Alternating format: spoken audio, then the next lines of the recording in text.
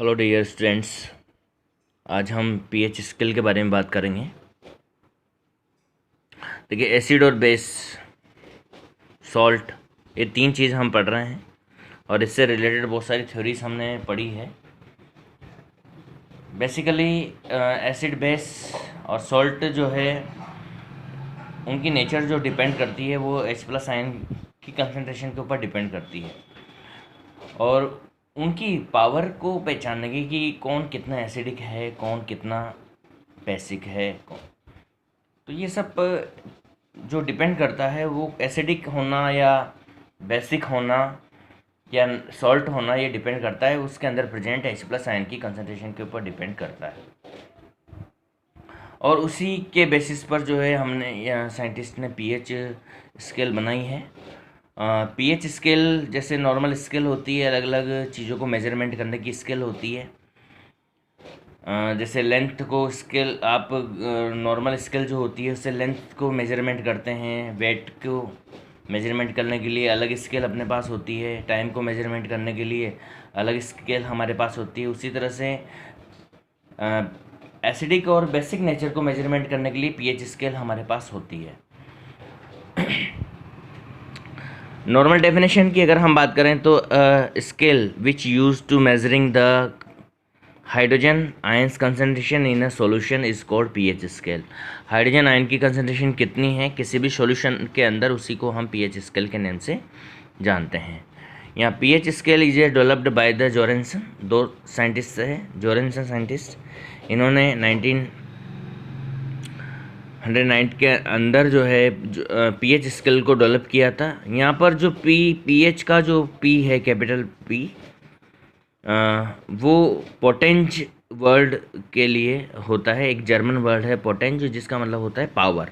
और जो इसके ऊपर एच लगा हुआ है, कैपिटल एच आएगा, ये पावर में लगा हुआ है एच बी। दोनों ही वर्ड कैपिटल है, पी भी कैपिटल है, एच भी कैपिटल है। पी तो हम नॉर्मल कैपिटल वर्ड लिखते हैं और एच को हम पी की पावर में लिखते हैं हमेशा। पीएच लिखने का मेथड यही होता है कि पी नॉर्मल पी लिखा जाता है और उसकी पावर में एच लिखा जाता है। ये पीएच लिखने का पैटर्न होता है। और एच जो है यहाँ पर हाइड्रोजन के लिए स्टैंड करता है, यानी कि पीएच का मतलब जो होता है पावर ऑफ हाइड्रोजन होता है कि किसी भी सॉल्यूशन के अंदर कितने हाइड्रोजन प्रेजेंट है, और उसी मेजरमेंट को हम पीएच के नेम से जानते हैं। स्केल की अगर हम बात करें पीएच स्केल की, इसको जो है 0 से 14 तक जो है ये स्केल होती है। 0 पे जो है सॉल्यूशन जो है हाई एसिडिक नेचर का होता है, यानी कि यहाँ पर H+ आयन की कंसंट्रेशन सबसे ज़्यादा होती है जब pH 0 होती है। और 7 पे जाते जाते ये जो है H+ आयन की कंसंट्रेशन वो कम हो जाती है और OH की जो है वो बढ़ जाती है और दोनों की कंसंट्रेशन इक्वल हो जाती है, यानी कि H+ आयन की कंसंट्रेशन और OH- आयन की कंसंट्रेशन इक्वल हो जाती है। और ऐसी कंडीशन में जो pH है वो 7 हो जाती है, न्यूट्रल हो जाती है, यानी कि सॉल्ट की कंडीशन ये वाली होती है। जब pH 7 होती है तो सॉल्ट वाली कंडीशन होती है। और उससे आगे बढ़ते हैं तो हाइड्रोजन आयन की कंसंट्रेशन कम होती चली जाती है और OH हाइड्रोक्सिल आयन की कंसंट्रेशन बढ़ती जाती है। तो ये जो है बेसिक सॉल्यूशन यहाँ पर होता है। 14 पे जाते जाते हाईएस्ट बेसिक नेचर हो जाती है। इसके बाद में अगर हम बात करें, we can say that for the acidic solution pH always less than 7। Acidic solution के लिए पीएच जो है 7 से कम होगी। And alkaline solution pH is always than 7। Alkaline या बेसिक, एल्केलाइन जो वर्ड यूज़ किया जाता है वो बेसिक के लिए यूज़ किया जाता है। बेसिक के सॉल्यूशंस के लिए जो है ये 7 से ज़्यादा होगी और सॉल्ट के लिए हमेशा 7 के आसपास होगी। मैथमेटिकली अगर इसकी बात करें तो pH equal to -H+ minus log 10 H+ ion. Log word जो है लॉगरिथम के लिए आता है। यहाँ पर लॉगरिथम मैथमेटिकल वैल्यू होती है जो है अलग अलग एक लॉगरिथम टेबल होती है, उसके अंदर जो है इसकी वैल्यू हम निकालते हैं। pH value minus log of H3 ये भी कहा जा सकता है। H+ आयन की कंसंट्रेशन या हाइड्रोनियम आयन की कंसंट्रेशन की अपन बात करते हैं। नॉर्मली इसको इस ग्राफ के द्वारा हम शो करते हैं।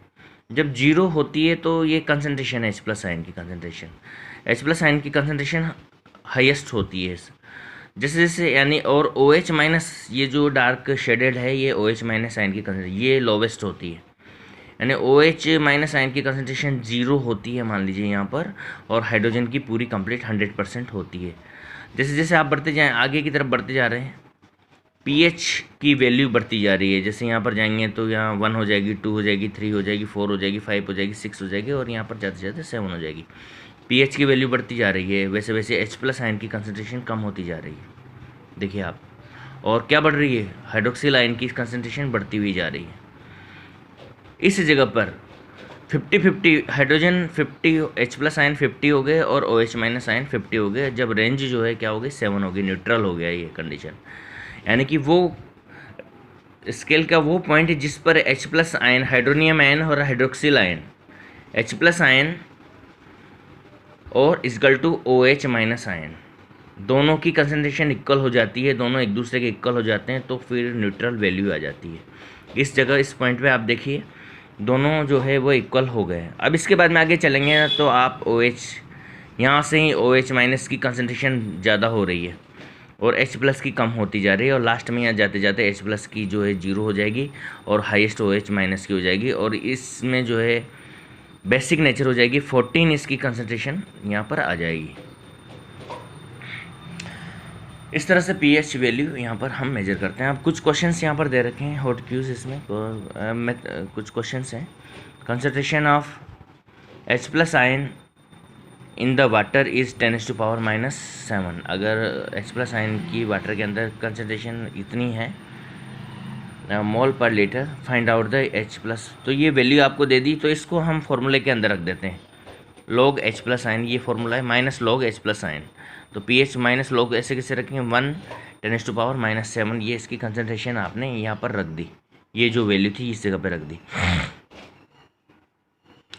तो अब देखिए यहाँ पर क्या होगा, ये जो माइनस की वैल्यू है ये आगे की तरफ आ जाएगी और माइनस से माइनस कट जाएगा, तो ये क्या हो जाएगा, +7 हो जाएगा। माइनस वैल्यू है, यहाँ पर भी माइनस वैल्यू है, जब ये यहाँ से आगे आएगा तो +7 यहाँ पर हो जाएगा। तो 7 log 10, और log 10 की वैल्यू जो है 1 आती है, ठीक है। तो log 10 इक्वल टू 1 आ गया, तो 7 × 1, 7 × 1, तो pH क्या हो गई, 7 हो गई, यहाँ न्यूट्रल वैल्यू होगी। इसी तरह से दूसरा क्वेश्चन दे रखा है, इसमें H+ आयन की कंसनट्रेशन 1 × 10⁻⁶ दे रखी है, ये वैल्यू आपको दी जाएगी। आपको केवल इस फॉर्मूले के अंदर रखना है यहाँ पे, और रखकर आपको वैल्यू रखनी है। ये माइनस की जो वैल्यू है हमेशा log के आगे आ जाती है, और ये माइनस से माइनस कट जाता है, तो यहाँ पर क्या हो जाता है, 6 हो जाती है, और log 10 की वैल्यू 1 आती है। तो इस तरह से वैसे आपको ज़्यादा इसमें मेहनत करने की ज़रूरत नहीं है, वो बड़ी क्लास में जाएंगे तो बहुत सारे क्वेश्चंस इस तरह के आपको सोल्व करने पड़ेंगे, और भी जो है डिफरेंट टाइप के क्वेश्चंस आपको यहाँ पर सोल्व करने पड़ेंगे, लेकिन यहाँ पर आपको ज़्यादा ज़रूरत नहीं है। इतना सा आपको आ गया तो आप बहुत बड़े ज्ञानी बन गए इस 10th लेवल पे। अब बात करते हैं अपन importance of pH in daily life. हमारे डेली लाइफ में जो है इसकी क्या इंपॉर्टेंस होती है, क्या इसकी ज़रूरत होती है, तो अपन इसमें बात करते हैं। There are the following importance of pH into the our daily life. हमारी डेली लाइफ में बहुत सारी इसकी वैल्यू होती है। In acidity in stomach pH, stomach pH of digestive system.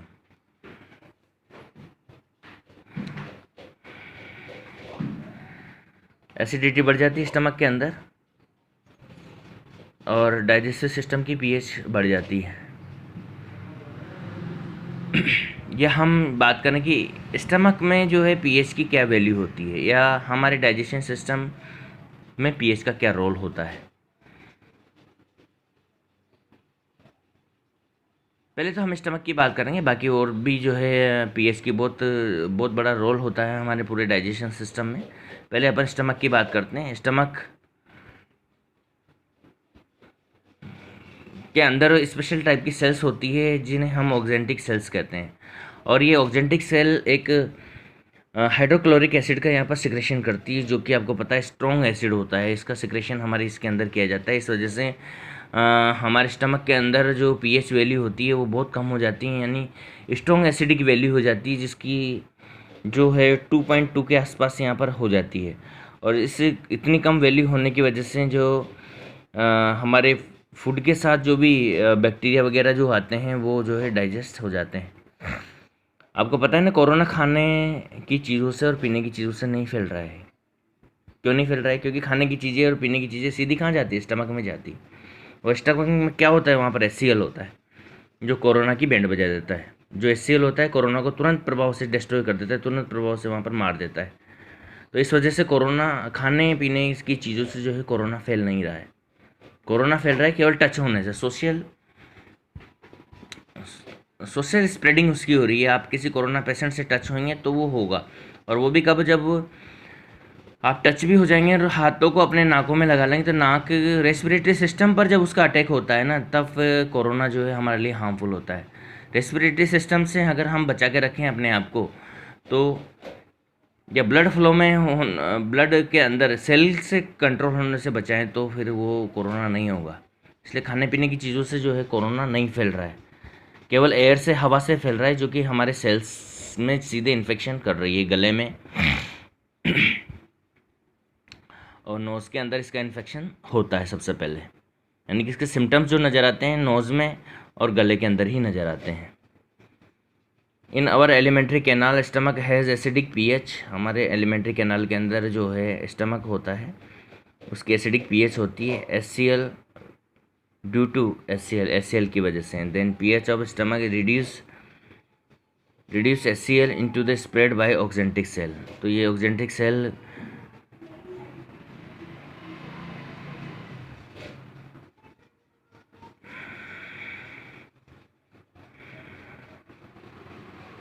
pH of stomach is reduce. pH जो होती है HCl की वजह से रिड्यूस हो जाती है, यानी कम हो जाती है, जो कि सिक्रेटेड होता है।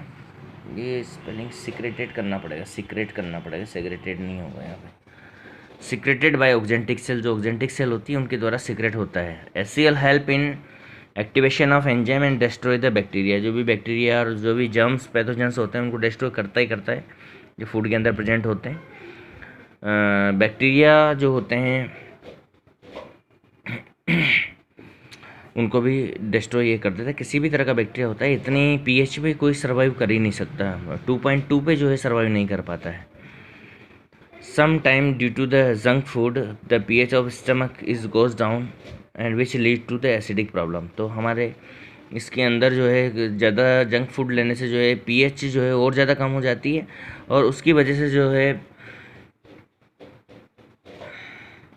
पेट में दर्द वगैरह और एसिडिटी की जो है प्रॉब्लम होना, खट्टी डकारें आना, उस तरह की प्रॉब्लम आना शुरू हो जाती है। If someone take junk food for a long time it increase the chances of peptic ulcer. तो लंबे समय तक जो खाना खाते हो एसिडिक बढ़ जाती है, और वो एसिड की मात्रा बढ़ने से वो हमारी वाल को ही को डिस्ट्रॉय करने लग जाता है। वैसे हमारी जो स्टमक की वाल है वो प्रोटेक्टेड रहती है, क्योंकि उसके ऊपर क्या होती है? म्यूकस होती है। वो HCl जो है, जो सीक्रेट होता है, वो पूरी फूड को डाइजेस्ट कर देता है, लेकिन हमारी वाल को जो है डाइजेस्ट नहीं करता है, क्योंकि उसके ऊपर म्यूकस की लेयर होती है। म्यूकस की लेयर उसको बचाती है, लेकिन लंबे समय तक जब उसके ऊपर एसिड वहाँ पर रहता है, तो वो फिर वो HCl जो है वहाँ पर रिएक्ट करना शुरू कर देता है, और वो अल्सर बना देता है वहाँ पर। Acidity cause the burning and pain into the stomach. Stomach pain होना शुरू हो जाता है और जलन होना शुरू हो जाती है। अब इससे बचने के लिए most popular antacid is milk of magnesia. मैंने पहले ही बात की थी इसकी। मैग्नीशियम हाइड्रोक्साइड को यूज़ किया जाता है, सिरप की फॉर्म में आता है, टैबलेट की फॉर्म में ही आता है, एंड बेकिंग पाउडर का भी यूज़ किया जाता है, जो कि थोड़ा ज़्यादा जो है इसका यूज़ किया जाता है, तेज़ी से एसिडिटी को कम करता है। ये थोड़ा इसमें टाइम लगता है, और ये इससे ठीक होती भी नहीं है कई बार। आप इनो पी लीजिए, इनो बेकिंग पाउडर इनो के अंदर ही होता है, तो इससे पूरी तरह से ठीक नहीं होता है। And sodium hydrogen carbonate which is use in the relief in the acidity. ये जो है एसिडिटी में सोडियम हाइड्रोजन बेकिंग पाउडर का यूज़ किया जाता है, पर बेस्ट यही होता है।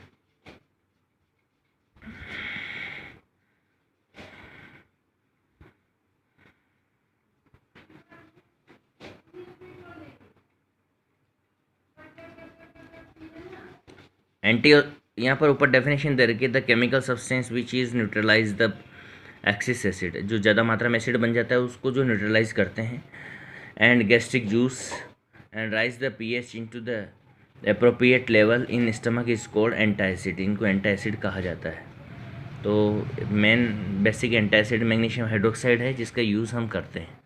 इसके अलावा स्मॉल इंटेस्टाइन की जो होती है वो बेसिक होती है, क्योंकि वहाँ पर बाइल जूस सिक्रेट होता है और गोल ब्लैडर के द्वारा बाइल जूस का सिक्रेशन होता है, और वो एसिडिक फूड को जो है बेसिक फूड में कन्वर्ट कर देता है, और वो बेसिक नेचर में जो है वहाँ के एंजाइम जो है काम करते हैं। तो स्टमक में एसिडिक नेचर होती है, और फिर यहाँ पर हमारी स्मॉल इंटेस्टाइन के अंदर बेसिक नेचर होती है, जो कि हमारे फूड डाइजेशन में जो है बहुत इंपॉर्टेंट होती है। ठीक है बच्चों, आज के लिए इतना ही। इससे आगे अपन कल बात करें।